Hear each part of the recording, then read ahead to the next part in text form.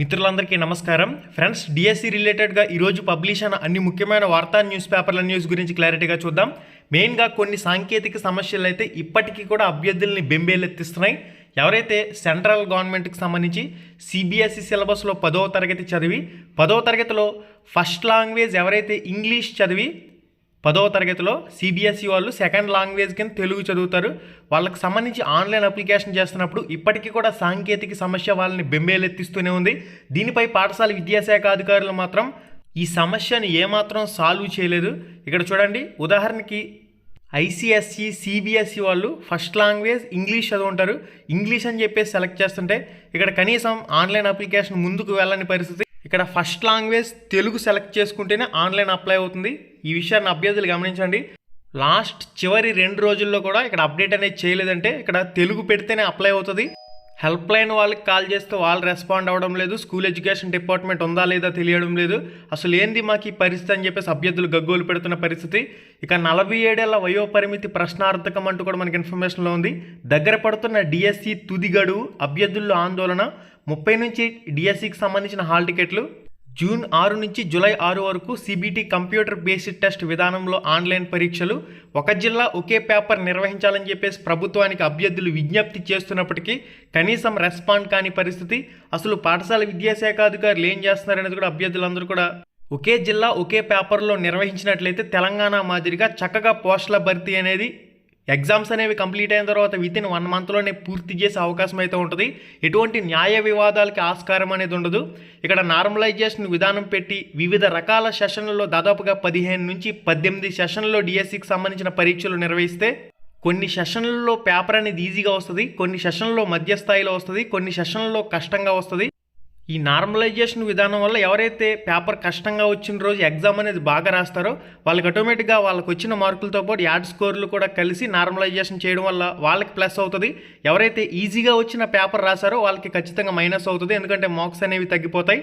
Teacher eligibility test టెట్కి సంబంధించిన exam జరిగినప్పుడు చూసారు కదా, నార్మలైజేషన్ విధానం వల్ల కష్టంగా వచ్చిన రోజున పేపర్ రాసిన వాళ్ళకి సంబంధించి 15 నుంచి 20 మార్కుల వరకు యాడ్ స్కోర్లు అనేవి రావడం కష్టంగా వచ్చిన వాళ్ళకైతే ప్లస్ పాయింట్ అవుతుంది. ఈజీగా పేపర్ వచ్చిన వాళ్ళకి మార్క్స్ అనేవి తగ్గిపోతూ ఉంటాయి. 10 నుంచి 5 మార్కుల వరకు కూడా తగ్గే ఛాన్స్ ఉంటుంది.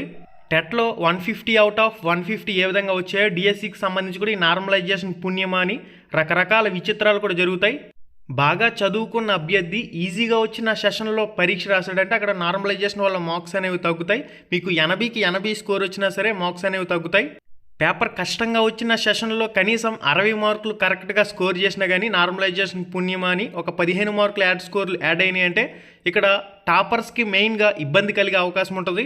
అందువల్ల తెలంగాణ ప్రభుత్వం ఒక్కో జిల్లాకి ఒక్కో రోజున సెపరేట్గా పరీక్షను అయితే నిర్వహించి నీట్గా పోస్టుల భర్తీ చేసింది. అదే విధానాన్ని ఆంధ్రప్రదేశ్లో ఒకే పేపర్ ఒకే జిల్లాలో అమలు చేసి పరీక్ష నిర్వహించాలని చెప్పేసి ప్రభుత్వానికి విజ్ఞప్తి చేస్తున్నప్పటికీ ప్రభుత్వం ఏమాత్రం రెస్పాండ్ కాని పరిస్థితి. ఇక వయోపరిమితికి సంబంధించి ఓసీ అభ్యర్థులకి 44 సంవత్సరాల కింద పెట్టారు.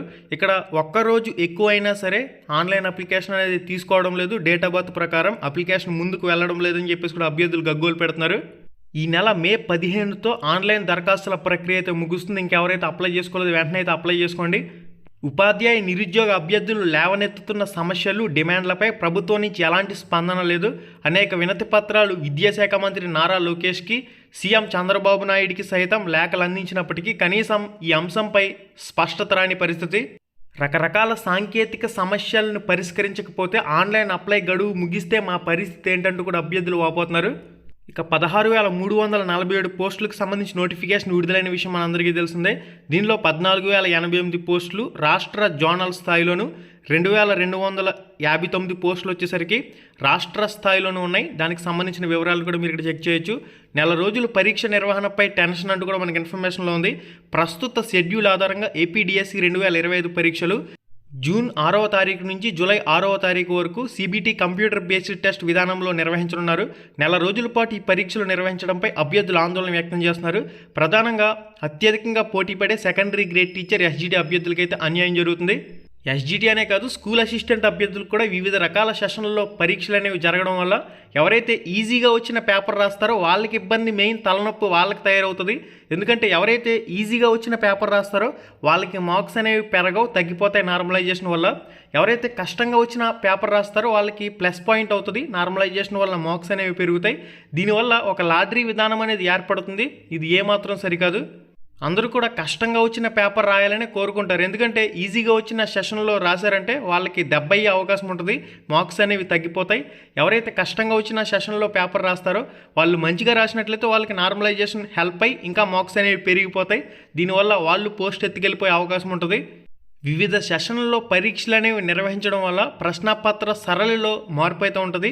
ఒక విడతలో కష్టంగా, మరొక విడతలో సులభంగా, మరొక విడతలో మధ్య స్థాయిలో పేపర్ అనేది రావడం జరుగుతుంది. దీనివల్ల అభ్యర్థులు నష్టం వాటిల్లే అవకాశం అయితే ఉంటుంది. ఇక 2018లో మనం చూసుకున్నట్లయితే వివిధ సెషన్లలో పరీక్షలు అనేవి నిర్వహించడం, ఒక సెషన్లో ఎక్కువగా అత్యధిక యాడ్ స్కోర్లు అనేవి రావడం, ఆ సెషన్లో ఉన్న వాళ్ళకే జాబ్లు అనేవి రావడం, దీనివల్ల ఈ 2018 డిఎస్సి అంశంపై న్యాయ వివాదాలు అనేవి చుట్టుముట్టడం, దాదాపుగా 2022 వరకు కూడా పోస్టుల భర్తీ అనేది నిలిచిపోవడం, తర్వాత ఈ భర్తీ ప్రక్రియ అనేది పూర్తి చేయడం. దయచేసి ఆంధ్రప్రదేశ్ పాఠశాల విద్యాశాఖ అధికారులు, విద్యాశాఖ మంత్రి నారా లోకేష్, ఆంధ్రప్రదేశ్ ముఖ్యమంత్రి సీఎం చంద్రబాబు నాయుడు గారు, డిప్యూటీ సీఎం అయిన పవన్ కళ్యాణ్ గారు డిఎస్సి అభ్యర్థులు మిమ్మల్ని ఒకటే అభ్యర్థిస్తూ ఉన్నారు. ఒక జిల్లా అభ్యర్థులందరికీ ఒకే సెషన్లో ఒకే రోజు పరీక్ష అనేది నిర్వహించండి. తెలంగాణ మాదిరిగా అందరికీ కూడా సమన్యాయం జరుగుతుంది. ఒక జిల్లా అభ్యర్థులందరూ ఒకే పేపర్లో పరీక్ష రాశారంటే ఖచ్చితంగా ఎవరి సత్తా వాళ్ళు చాటుకునే అవకాశం ఉంటుంది. దానివల్ల ఎటువంటి న్యాయ వివాదాలకు అవకాశం ఉండదు. 20వ తారీఖు నుంచి ఆన్లైన్లో మాక్ టెస్టులు అయితే అందుబాటులోకి వస్తాయని, ఇక డిఎస్సికి సంబంధించి హాల్ టికెట్స్ అనేవి ఈ నెల 30వ తారీఖు నుంచి అందుబాటులోకి వస్తాయని, రాష్ట్రంలో 13 జిల్లాల్లో డిఎస్సి అభ్యర్థులు నిరసన కార్యక్రమాలు అయితే చేపడుతూ ఉన్నారు. వయో పరిమితిని 47 సంవత్సరాలకి పెంచాలని, సమయాన్ని మరొక 45 రోజుల పాటు పొడిగించాలని, దాంతోపాటుగా మెయిన్ అంశం ఒక జిల్లా ఒకే పేపర్ని అభ్యర్థులందరూ కూడా ముక్కంఠంతో ప్రశ్నిస్తున్నప్పటికీ ప్రభుత్వం ఎందుకు మౌనం వహిస్తుందనేది ఎవరికి అంతుపట్టని పరిస్థితి. తక్షణమే ప్రభుత్వం ఈ అంశాలని పరిగణలోకి తీసుకోవాల్సిన అవసరం అయితే ఉంది. మనకి నెక్స్ట్ అప్డేట్ వచ్చేసరికి ఉపాధ్యాయుల బదిలీలకు సర్వం సిద్ధం. ఈ నెల 15 నుంచి ప్రక్రియ చేపట్టేందుకు ప్రణాళిక. సర్వీసుకు ప్రామాణిక తేదీ మే 31. హైకోర్టు ఆదేశాలతో టీచర్లకు మినహాయింపు అంటూ దీనికి సంబంధించి మనకి ఈనాడు న్యూస్ పేపర్లో స్పెషల్ కథనం అయితే పబ్లిష్ చేశారు. మీరు కంప్లీట్గా చెక్ చేయండి. మే 31 నాటికి పదవీ విరమణ చేసిన పోస్టులతో సహా ఖాళీలను భర్తీకి తీసుకుంటారు. తప్పనిసరిగా బదిలీలు అయ్యే స్థానాలు, రేషనలైజేషన్తో వచ్చే ఖాళీలు, ఇవన్నీ కూడా ఈ బదిలీల్లో సర్దుబాటు చేసుకునే అవకాశం అయితే ఉంటుంది.